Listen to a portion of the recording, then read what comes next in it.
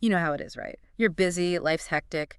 You want to stay informed, understand the big stories, but who has time to wade through endless articles and reports? Right. It's all about getting to the essence of things without drowning in information overload. That's what we try to do here, sort of cut through the noise and uncover the core of a story, especially while it's still developing. Yeah, like peeling back the layers, understanding the context, the nuances. Exactly.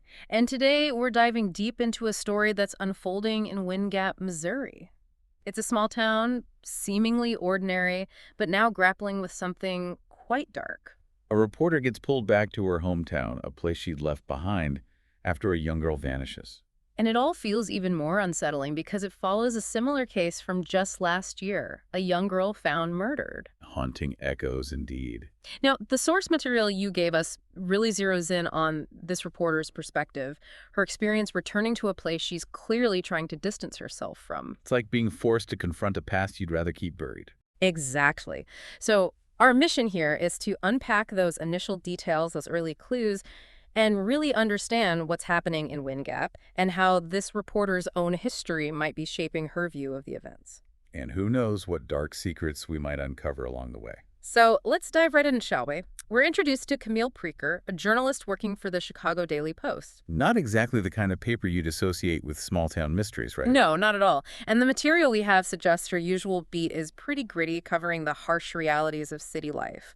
There's this one excerpt about a case she covered involving neglected children. Ah, yes, the line about... Let me see if I can find it. It was something like no cigarette burns, no bone snaps, just an irretrievable slipping. Chilling, isn't it? It really highlights how insidious some forms of abuse can be, you know? Yeah. The absence of those stark, visible signs somehow makes it even more disturbing. Absolutely. So here's Camille dealing with these tough urban stories when her editor, Frank Curry, throws her a curveball. Sends her back to Wind Gap, Missouri, her hometown. The catalyst.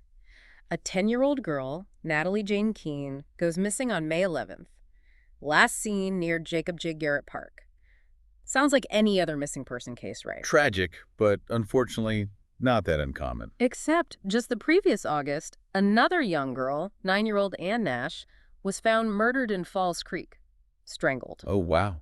Okay, that definitely changes things. And that's why Curry thinks there's a bigger story here, a pattern possibly. It's no longer just a local tragedy, it's something that could gain national attention. So, sending Camille back, a local girl, to cover a local story, seems like a natural move, right? And on the surface, sure, but we also learn that Camille's relationship with her family is pretty strained. She hasn't lived in Wind Gap for years, barely talks to her mother, Dora, and her stepfather, Alan Crellin. So those infrequent, awkward phone calls definitely hint at some deeper issues there. And then there are these fleeting mentions of her half-sister, Amma, much younger, and a sister named Marion, who's described as always long gone. Like a ghost in the family history. It definitely feels like there's a lot of baggage, a lot of pain, that Camille's trying to avoid by staying away from Wind Gap.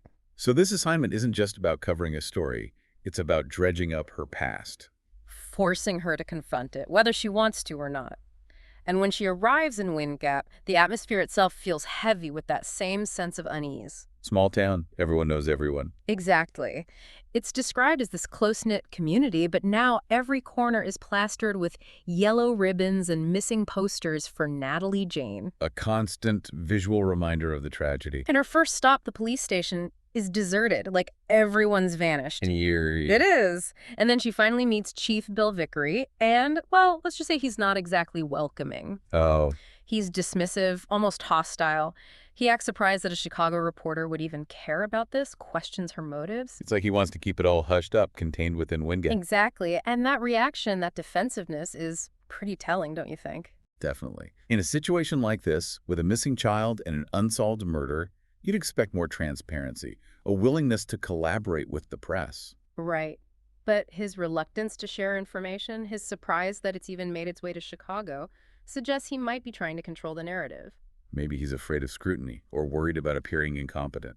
Or maybe it's that classic small-town insularity. They want to handle things their way, keep outsiders out of it. It's definitely a red flag, something to keep an eye on as the story unfolds. So, despite Vickery's stonewalling, Camille manages to glean a few details about Ann Nash's murder. She was strangled with a clothesline and found in Falls Creek. Simple, brutal facts. That detail about the clothesline? It's so ordinary, yet so chilling in this context. It speaks to a certain kind of brutality, doesn't it? Like a crime of opportunity, using something readily available. Or a killer who deliberately chooses something mundane, something that won't stand out. After her less than productive meeting with Vickery, Camille heads to the North Woods, where the search for Natalie Keene is in full swing. Imagine the atmosphere, the tension. It's described as stifling, intense. Locals are out in droves determined to find this little girl. A real community effort. It is, but even in the midst of this collective hope, there's this undercurrent of fear, of dread. And that's where Camille encounters Ronald J. Cammons, one of the local searchers. And he drops this bombshell, this casual comment that supposedly someone pulled out Ann Nash's teeth after her murder. Oh my God, that is beyond disturbing. It is, and what's even more chilling is that Vickery never mentioned it. So, we have a discrepancy, a gap in the official narrative. What's the significance of that? It raises so many questions.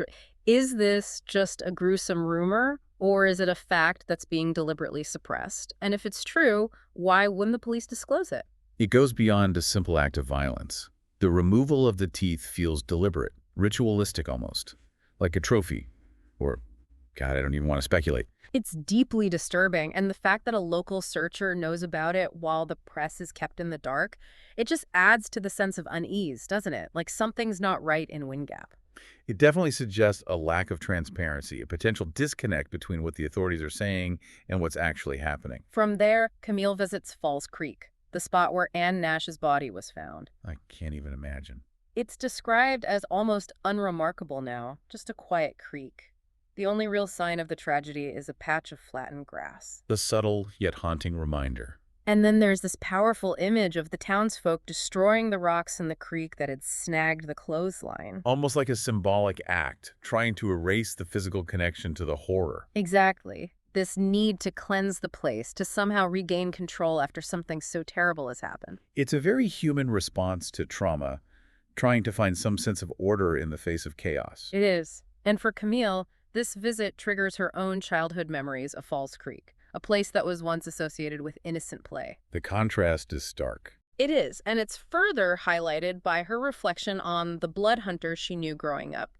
Those boys with a seemingly innate fascination with killing. A disturbing image. It is. And she contrasts them with this more romanticized figure of the gentleman hunter, this idea of hunting as a controlled, almost noble pursuit. But even that, the gentleman hunter, still involves taking a life. Absolutely. And that contrast speaks volumes about the culture Camille grew up in, this acceptance of violence even among children. Like it's a part of life, something they're exposed to from a young age. And then she recounts this really disturbing memory of wandering into a neighbor boy's hunting shed. Oh, God. I have a feeling I know where this is going. It's pretty graphic. Animal carcasses hanging, the smell of blood, raw flesh. And she links this visceral, disturbing experience to her first sexual awakening. Whoa.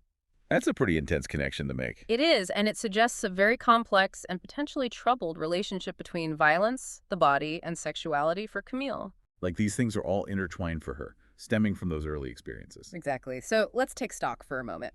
We have Wind Gap, this small town shrouded in fear after the disappearance of Natalie Jane Keene and the unsolved murder of Ann Nash. A community grappling with the possibility that something truly evil might be lurking among them. And we have Camille Preaker, a reporter with a past she'd rather forget, forced to confront that past as she tries to uncover the truth. Her history in Wind Gap is clearly more than just geographical. Right. And then there are those unsettling details. The missing teeth, the locals' casual acceptance of violence, Camille's own disturbing memories. It definitely feels like we're just scratching the surface here. Absolutely. So for you, the listener, think about this. How will Camille's own personal history, her potential trauma, shape her investigation? Will it give her a unique perspective, an ability to see things others might miss? Or will it cloud her judgment, create blind spots? And in a town where a local resident knows about the removal of a murder victim's teeth while the official reports remain silent, what other unspoken truths might be lurking beneath the surface? It definitely leaves you wondering what else is hidden in Wind Gap, waiting to be discovered. Lots to think about as the story continues to unfold.